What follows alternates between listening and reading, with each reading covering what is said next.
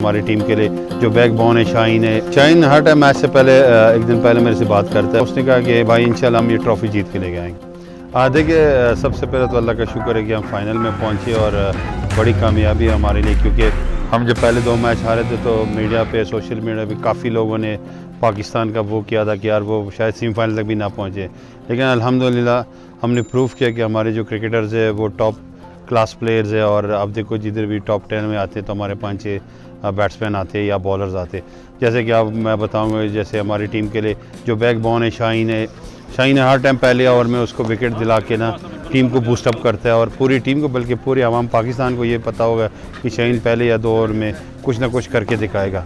तो अल्हम्दुलिल्लाह शाहीन ने भी बड़ा अच्छा कमबैक किया, उसने परफॉर्म किया और टीम फाइनल में पहुँचे। और सबसे जो बड़ी बात है और अच्छी बात है कि बाबर वापस फॉर्म में आ गया और सेमीफाइनल में उसने बड़ा स्कोर किया, मतलब बड़ा अच्छा रिजवान और उसने उस पार्टनरशिप की वजह से हम सेमीफाइनल जीते। और ऊपर से प्लेयर्स का मोराल बहुत ज़बरदस्त है इंशाल्लाह इस फाइनल के लिए।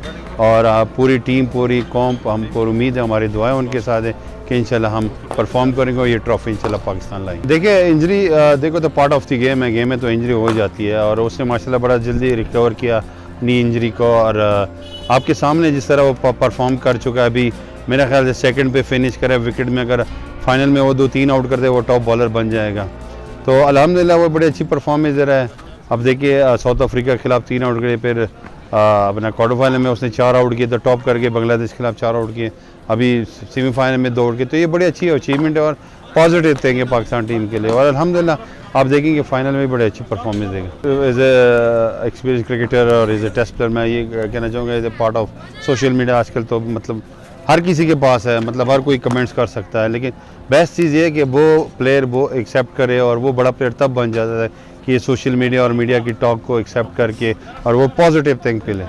शाहीन ने अल्हम्दुलिल्लाह पॉजिटिवली उसने प्रूव किया, वो फिट होके आया। डेफिनेट टाइम लगता है, 1-1.5 महीना और टीम के साथ नहीं था, उसके बाद 1-2 मैच में टाइम लगा, लेकिन अब आपके सामने है कि वो वर्ल्ड कप में टॉप फिनिश कर रहा है। देखिए शाहीन हर टाइम मैच से पहले एक दिन पहले मेरे से बात करता है, और अल्हम्दुलिल्लाह बड़ी पॉजिटिव थिंकिंग होती है उसकी और पूरी टीम की होती है।